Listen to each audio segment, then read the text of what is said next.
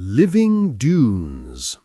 Things don't come much stranger than heaps of sand that can move and sing of their own accord. Sally Palmer investigates. A potential threat to industry and communications. Armies of giant sand dunes are advancing across the world's deserts, engulfing anything that crosses their path. They are tens of meters tall and hundreds of meters long. Fortunately, they aren't going very fast. Even the smallest, speediest dunes only travel about 100 meters over the course of a year, while the bigger ones, which weigh something in the order of 10,000 tons, barely move 1 meter in that time. However, their insidious creep can have serious consequences if there is an oil installation or a railway line in their path. 8. The commonest type of dune. About 47% of the world's landmass, including Antarctica, most of Australia, and large areas of Africa, is classified as arid or semi-arid desert. Only around 20% of that is sand-covered, however, and over half of that is classified as linear sand dunes. These form in a long, curving wave as a result of wind blowing strongly from several quarters, flipping them from side to side. Although linear dunes are static, sand blowing off them can cause problems for desert villages, burying crops and buildings. 6. Needing a specific combination of conditions. Moving dunes make up just a small percentage of the rest, but they are of the most interest to scientists.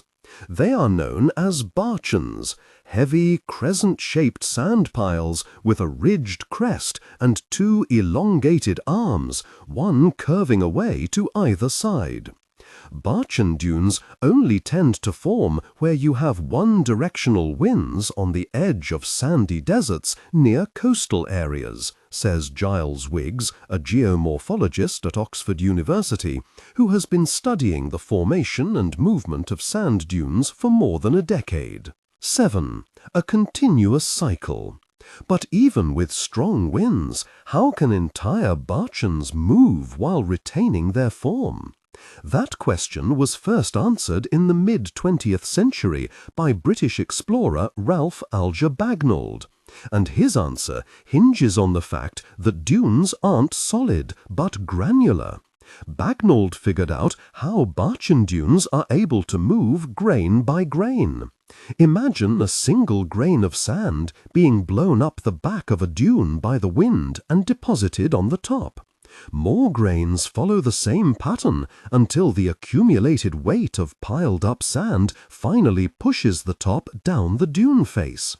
The grain tumbles, then stops on the face until subsequent mini-avalanches bury it.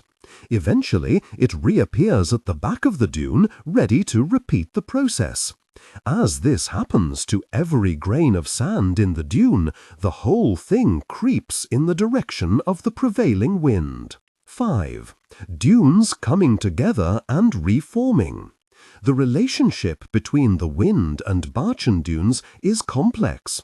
As a dune grows, it modifies the speed and course of the wind, which in turn alters how that dune and its neighbors evolve. Interestingly, the dune can regulate its own shape and maintain it as it moves, says Dr. Stéphane Douady, a physicist at École Normale Supérieure in France. Even when two dunes collide, they quickly take on their distinctive shapes again. It's like a living organism. 9. Old superstitions demystified. Douady and his colleagues have also been studying an even odder phenomenon than moving dunes. Some barchans actually sing. Local legends attributed the sounds to dangerous spirits which were trying to trap unwary travelers. Douady is more pragmatic. It's a strong, booming noise with a low frequency, he explains, making a noise like a foghorn to demonstrate. It can last for a long time, up to several minutes. It's a very loud sound, and you don't understand where it's coming from when you first hear it. There are about 50 dunes distributed across 35 deserts round the world that are known to sing. Doherty says the sound is caused by the way sand avalanches down the faces of particular dunes. Rather than tumbling randomly, the sand grains flow in synchrony and set each other vibrating like the membrane on a gigantic speaker. The synchronization causes the air to move in and out between the grains, creating a powerful sound wave. 2. Recreating the process in a laboratory.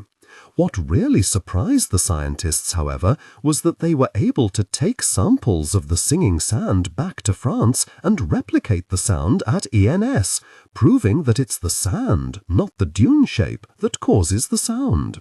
Their studies show the grains are a uniform shape, well-rounded from years of striking each other, and that the variations in size affect the tone. Crucially, the grains are coated with a special veneer, which Doherty calls desert glaze, made from a precise combination of minerals from surrounding rocks, including iron, aluminium, manganese, silicon, and calcium.